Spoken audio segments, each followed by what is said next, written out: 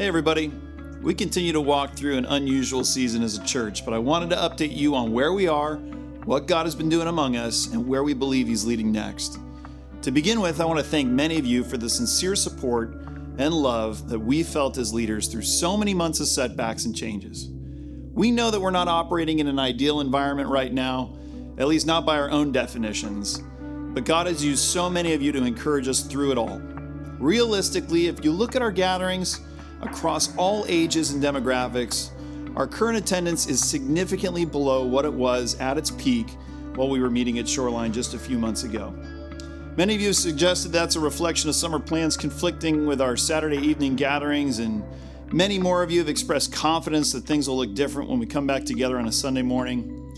And I agree with those assessments, but to a lesser degree, it's also probably true that at least a portion of those folks have moved on, perhaps to other congregations.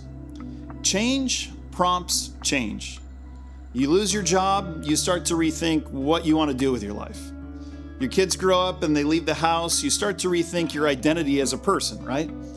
So as a church, we've gone through significant change, and that prompts change for people. Now, this season reminds me of another time in our church back in 2020. It was a national crisis that prompted change in our congregation as we were forced to move to live streaming.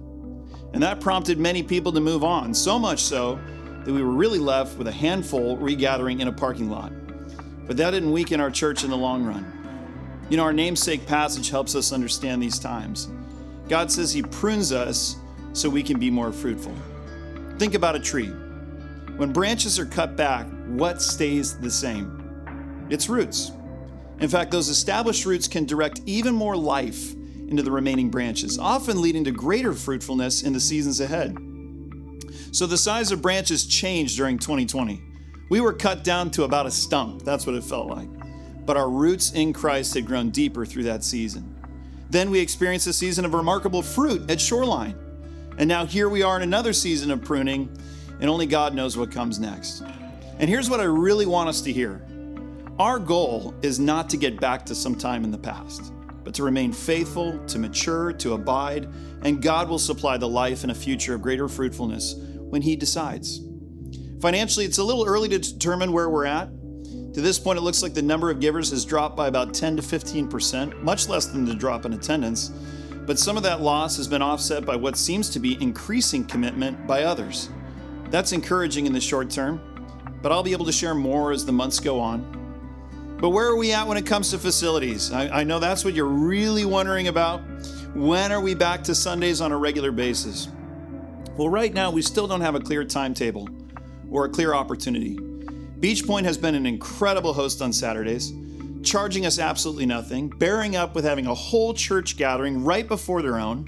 Pastor Bill has indicated that if we need more time, he's ready to extend it.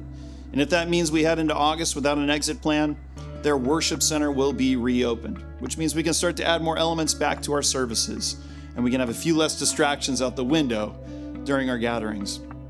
But I do want you to know, we have also submitted a proposal seeking use of the gym on the Springview Middle School campus, a facility that would more than accommodate our entire church gathering on Sunday mornings. We already lease office space on this campus, and we've been prepping our youth space on this campus. Thank you to all of you who have helped. It's a beautiful setting with tons of open space, and we make great connections with the neighbors who seem very supportive of our presence, even desiring our presence, hoping that a church comes here. But it comes down to approval by the Ocean View School District Board of Directors. We believe our presence would be a blessing to the school and the surrounding community. Through ministries like Young Lives and Common Ground, we've spent years serving local families, and we hope that history speaks for itself. Common Ground specifically serves youth in this very district, so we hope our intention and posture toward the greater community is apparent. We are here to love and serve in the city of Huntington Beach. I mentioned before that perhaps there were legal challenges that were an obstacle to our use of the gym, but we're grateful that those concerns no longer appear to be obstacles. So if the district approves our request, we're ready to begin meeting here. But at the end of the day, we believe our present and our future is in God's hands. I don't want us to be overly dependent on a particular outcome, getting this facility or that. I mean, we're dependent upon God today, every day to sustain us, and and we want to wait with patience for his plans to be revealed. So thank you for waiting with us. It's a privilege to serve as a pastor to this community. And I want you to know, as I prayed into this next year's teaching plan, our future programs and ministries, I'm so confident that deep root system in Christ will not fail to produce genuine fruit from the heart without any false hype. As I said before, change prompts change. And I believe the changes we've gone through will produce greater humility, deeper dependence, and ultimately greater joy in the Lord. In the last week alone, one longtime member told me, "This is my favorite season of branches." I love that. Another stopped me with tears in his eyes and simply said that what he experiences each week in our gatherings is unconditional love. Those conversations reminded me that buildings matter far less than people. So thank you for continuing to pursue Christ and one another in this season. I genuinely believe the Lord is doing something deeper in us than we can fully see right now, and I can't wait to see what fruit he brings in the years ahead.